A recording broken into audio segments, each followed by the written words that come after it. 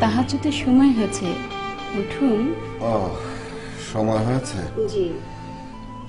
তুমি ওযু করেছো?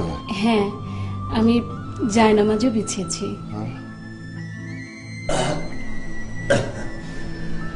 আলহামদুলিল্লাহ।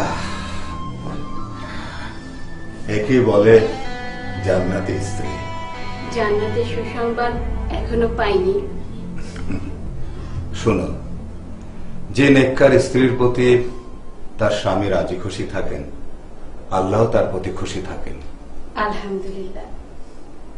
আমি তো দুজনকেই খুশি করার চেষ্টা করছি, তারপরও ভয় হয় যদি ভুল করে ফেলি। To err is human. ভুল করাই মানুষের স্বভাব, এটা দোষের কিছু নয়। কিন্তু ভুল করে যে ভুল স্বীকার করে না, সেটাই হয় দোষের। যে ভুল করে অহংকার করে সে হয় শয়তান, আর যে অনুতপ্ত হয় সে হয় মহামানব। আমাদের আদি পিতা আদম আলাইহিস সালামও ভুল করেছিলেন, এবং ফেরেশতাদের সর্দার আজাজিল সেও ভুল করেছিল। কিন্তু আজাজিল ভুল করে অহংকার করেছিল, তাই আল্লাহ তাআলা তার সম্মান কেড়ে নিয়ে তাকে করেছেন অভিশপ্ত শয়তান, ইবলিশ। আর আমাদের আদি পিতা আদম আলাইহিস সালাম অনুতপ্ত অবস্থায় আল্লাহর কাছে ক্ষমা চেয়েছিলেন। আল্লাহ তাআলা তাকে ক্ষমাও করে দিয়েছিলেন, এবং আমাদের এই পৃথিবীতে প্রথম নবী করে পাঠিয়েছিলেন।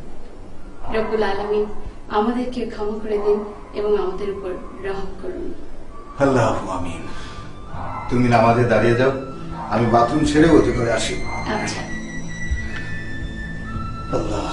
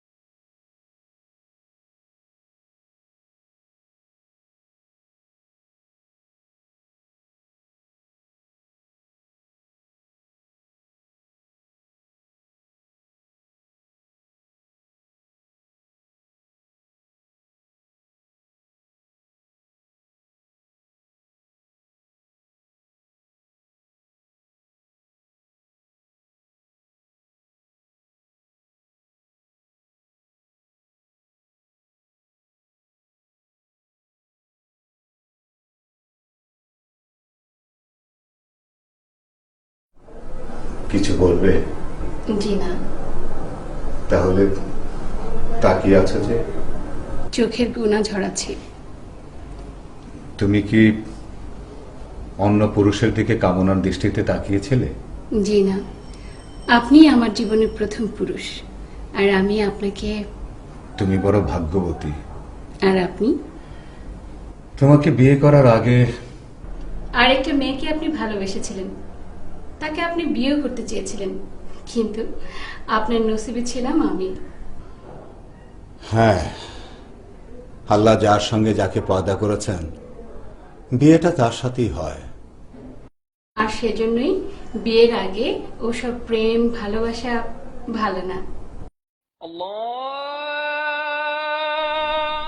আজান হচ্ছে, আমি মসজিদে যাই। তুমি রুমিকে উঠিয়ে একসাথে ফজরের নামাজটা পড়ো। আচ্ছা।